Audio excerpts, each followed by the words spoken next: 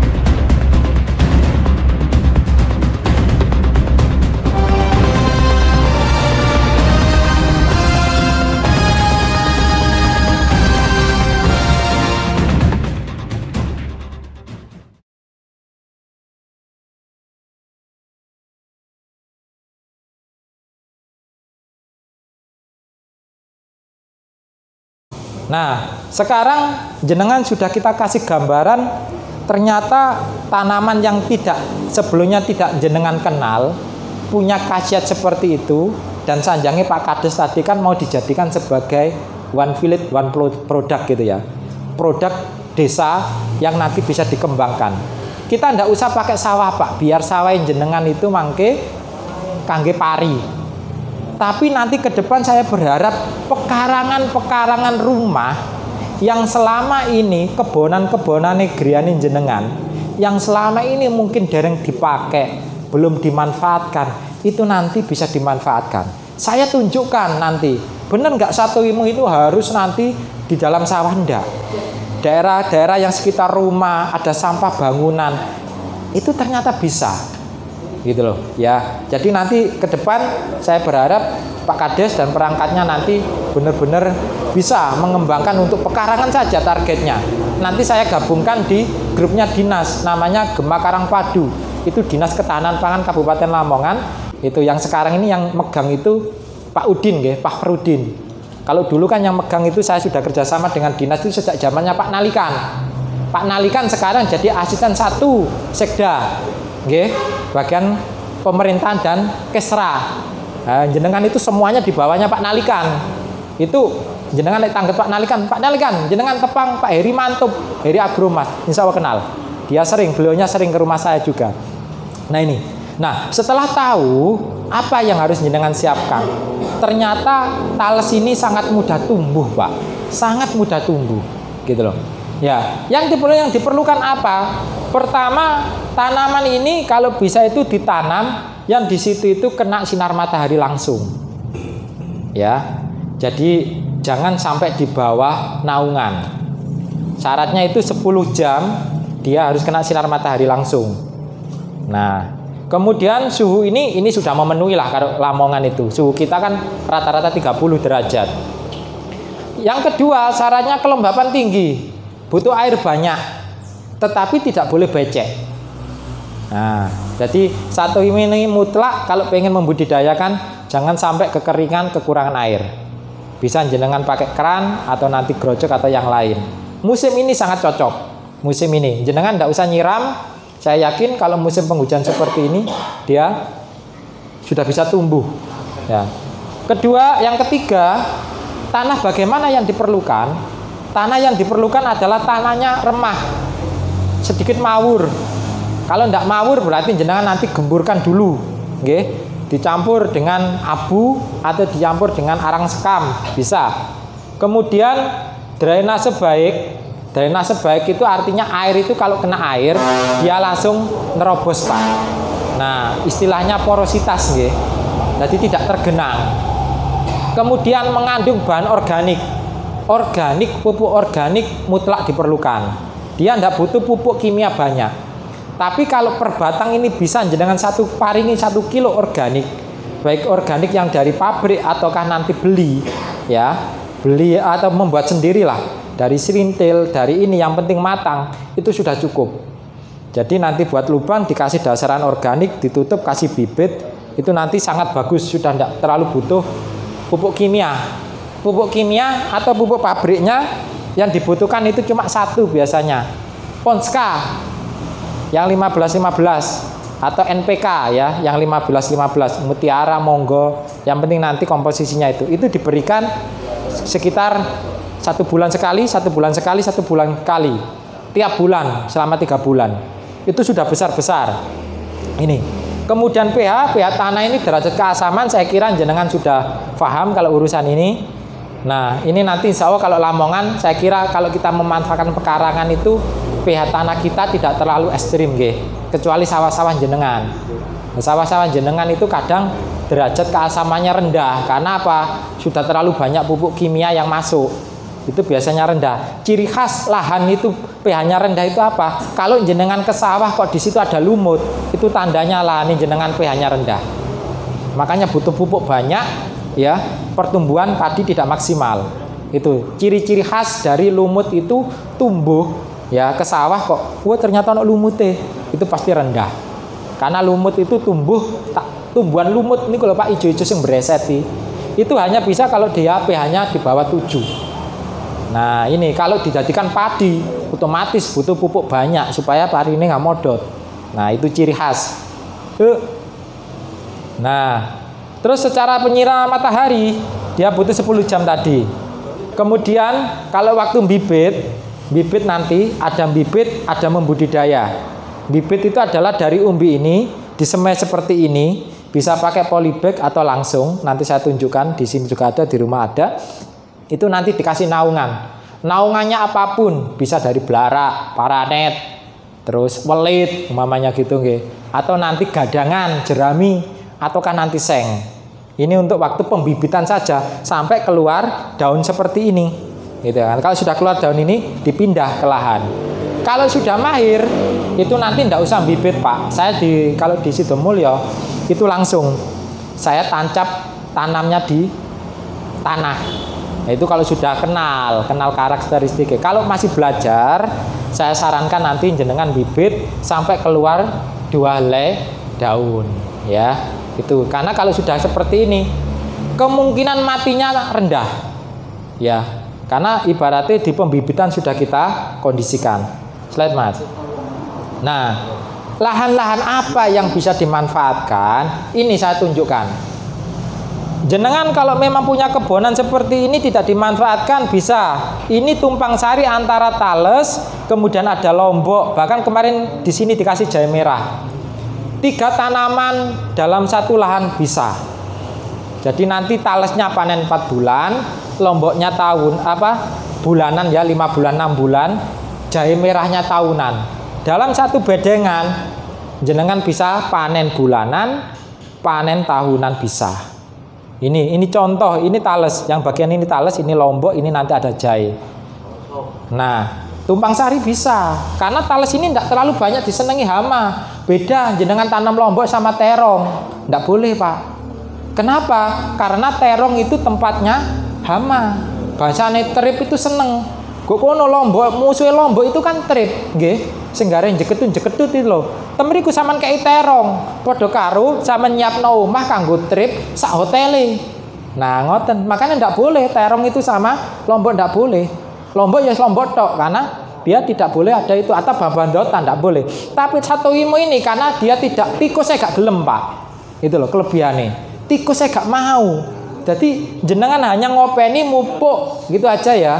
Itu nanti wes gak butuh pestisida, gak butuh insektisida sing macem-macem. Nah, ini kalau ada pekarangan saya tunjukkan. Ini pekarangan, Pak. Pinggir-pinggir rumah ya. Digulut, ini yang mepet tembok ternyata bisa seperti ini. Nah, ini kalau skala keluarga jenengan, terutama yang punya mbah-mbah sepuh, yang mbah-mbah keluarganya punya diabetes, ditata bisa. Dalam artian dalam setahun nanti bagaimana saya panen 1 imo. Wong umur mek petang wulan wae. Ngoten loh.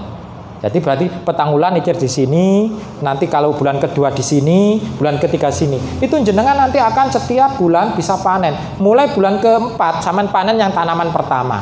Bulan kelima sampean bisa panen tanaman kedua. Bulan ketiga, bulan keenam sampean bisa panen tanaman ketiga. Terus dikonsumsi targetnya untuk keluarga ya, gitu ya. Terus, nah ini daerah pinggir rumah yang mungkin waktu itu awalnya tidak dimanfaatkan, ada banyak sampah bangunan, ya. Wis boto, mbok napa niki nggih becek kalenane niki gedung tinggi. Ternyata ini bisa digolut, ditanduri 1 IMU 4 lari, bisa Pak.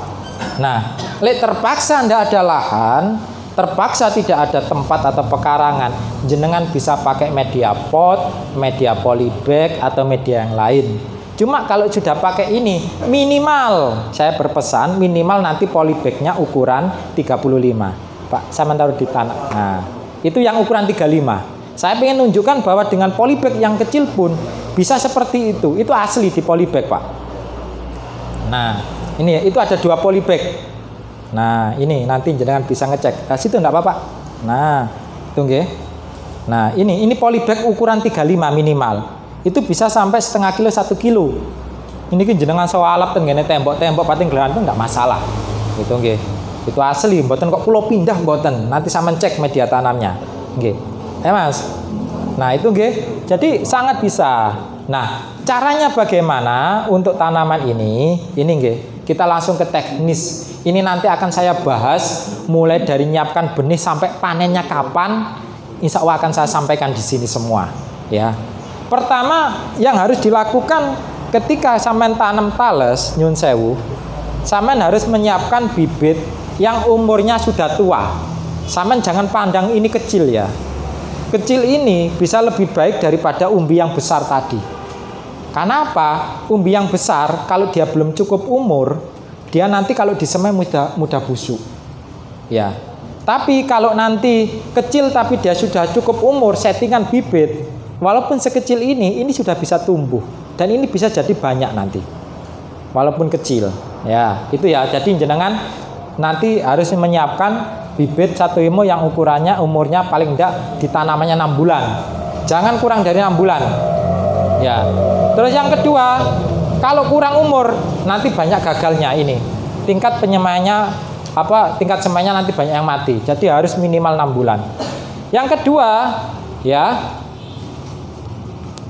Yang selanjutnya ini, kalau nanti pakai yang ukuran umbi gini, minimal nanti bobotnya 20 gram sampai 50 per umbi. Ini yang bagus standarnya. Kalau tidak ada, kalau bukan untuk skala industri besar, bibit kecil pun bisa. Bahkan bibit dicacah pun bisa. Nanti ada namanya kita bagaimana mencacah umbi supaya jadi banyak, itu nanti bisa bibit baru. Nanti saya tunjukkan kalau di rumah saya ada yang cacahan itu. Nah, kemudian kalau kultur jaringan, itu nanti syaratnya seperti ini. Harus ada 2 helai daun ya. Terus kalau nanti masih muda, umpamanya kok kepingin metat saking anak-aneh, seperti ini kan dari 1. Ternyata ini sudah keluar tunasnya sini 3. Ini nanti bisa dipetat, Pak. Nah, itu namanya disapih. Dipetat, kalau sudah ada gedung itu terus ditanam, itu bisa. Itu berarti nanti dari 1 umbi yang sudah keluar 2 batang, akhirnya nanti dipetat. Maksudnya. Nah, ini yang digambarkan sebagai 1 IMU varietas Oshikawa itu, Pak. Jadi ini 1 umbi bisa segini banyaknya. Sekali lagi yang membedakan dari talas lokal adalah talas lokal kita itu golongannya itu sente. Ciri khasnya sente itu biasanya daunnya nanti wonten belahan ngeten nggih, kayak mbote dan talas lokal. Tapi kalau termasuk talas krompol, kaladium, itu nanti kecenderungan bulat. Nah, niki bulat nggih. Jadi tidak ada belahan, bulat, nanti di sini itu merah. Nah, bulat. Itu ciri khas yang tidak bisa ditipu. Nggih. Itu biasanya kalau gitu nanti bentuk umbinya seperti ini. Ini nanti ada umbi induk, ada umbi anak, umbi cucu. Jadi kayak orang mengatakan, ada yang nyebut kalau di daerah itu kalau talas jahe. Kenapa dikatakan talas jahe? Karena nanti ngerimpang ini bisa keluar umbi banyak. Nah, 1 dompol bisa seperti ini. Kalau mau jadikan bibit harus seperti ini Pak. Ini yang sudah cukup umur. Ciri khas cukup umur itu apa? Ciri khas cukup umur adalah sudah keluar mata tunas seperti ini. Kalau belum ada mata tunas, jangan dipakai bibit. Biasanya busuk, tidak bisa tunas. Ya. Nah, tapi kalau sudah seperti ini nanti dia keluar tunas, ini bisa dipakai. Lagi Mas. Nah, ini nggih cara semainya. Kalau kita mau menyemai kebutuhan 1 hektarnya itu adalah 2 kali luas lahan Pak. Karena apa? 2 kali luas lahan, 1 hektar itu kan 10 meter persegi nggih. Karena kita menanamnya itu dengan jarak setengah meteran, berarti kalau 1 hektar kebutuhannya 2 kali lipat dari luas lahan. Berarti apa? Minimal 20.000 butir. Itu jarak tanamnya itu 50-50, jarak antar barisnya nanti 1 meter. Gitu ya, makanya 1 hektarnya itu kebutuhan segini. Ini kalau kita ingin menyemai segini, jenengan harus menyiapkan 200 meter persegi luasannya. Nah, ini bibit yang mau dijadikan itu sudah disterilkan supaya tidak ada jamur, tidak ada bakteri. Namanya fungisida sama bakterisida. Nanti ada bahan-bahan yang diperlukan ya.